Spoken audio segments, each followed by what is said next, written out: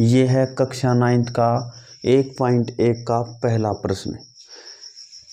क्या शून्य एक परिमेय संख्या है? क्या इसे आप P/Q के रूप में लिख सकते हैं? सबसे पहले देखिए क्वेश्चन क्या कह रहा है। क्या शून्य एक परिमेय संख्या है? सबसे पहले हम बताएंगे कि परिमेय संख्या क्या होती हैं, ये जानना ज़रूरी होता है।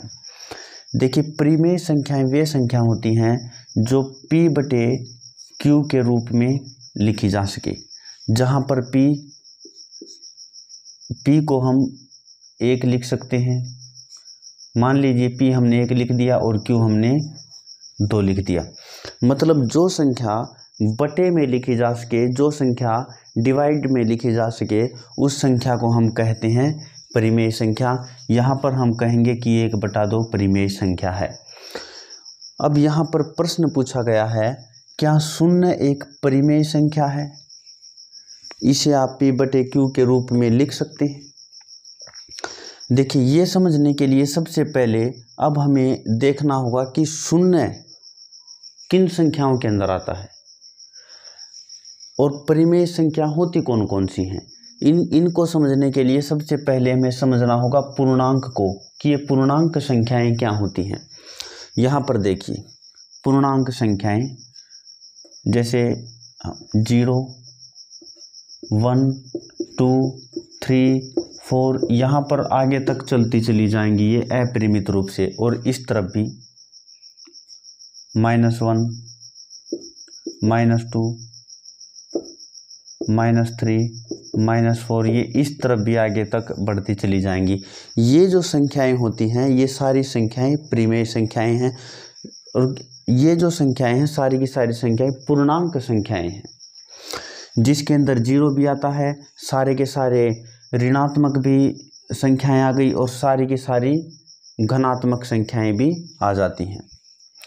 यहाँ पर माइनस और प्लस की सारी संख्याएं आ जाती हैं। यहाँ पर देखिए इसके अंदर क्या है, 0 भी है।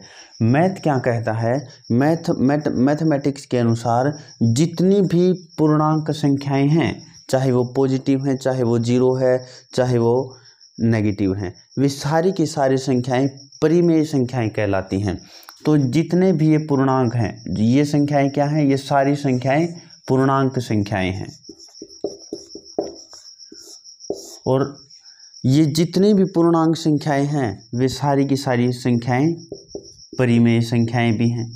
अब परिमेय संख्या कौन सी होती हैं? जो संख्या बटे में लिखी जा सके, जो संख्या डिवाइड में लिखी जा सके। जैसे कि 4 है, -4 को हम क्या कर सकते हैं, 4/1 कर सकते हैं। जो ऊपर वाली संख्या है ये क्या है, P, और नीचे वाली क्या है, Q, तो हम कह सकते हैं ये P/Q की फॉर्म में लिख दी गई है। जो संख्या P/Q के रूप में लिखी जा सकती हैं वो संख्याएं कहलाती हैं परिमेय संख्याएं। यहाँ पर 3 के बटे में भी 1 लिख सकते हैं, तो -3 के बटे में 1 लिखने पर ये क्या है, 3 क्या है हमारा, 3 हमारा P है, और 1 क्या है, 1 हमारा Q है, तो ये भी P/Q के रूप में लिखी गई है। और उसी तरह से 0 है, 0 भी क्या है, एक पूर्णांक है।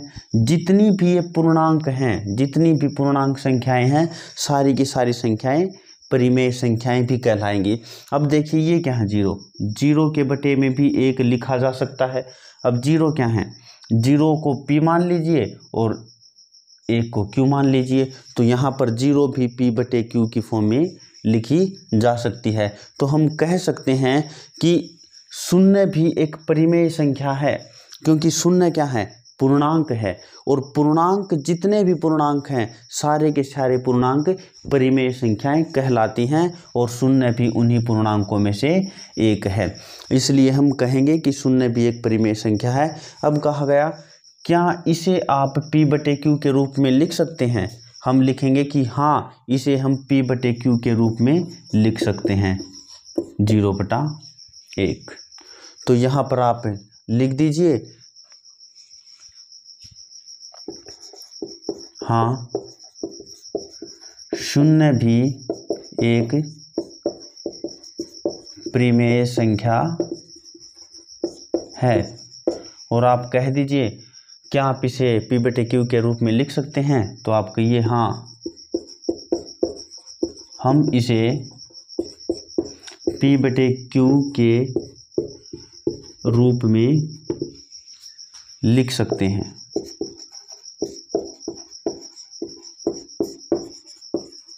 तो ये हमारा क्वेश्चन नंबर 1 हो चुका है। अब हम अपना अगला क्वेश्चन करेंगे, क्वेश्चन नंबर 2।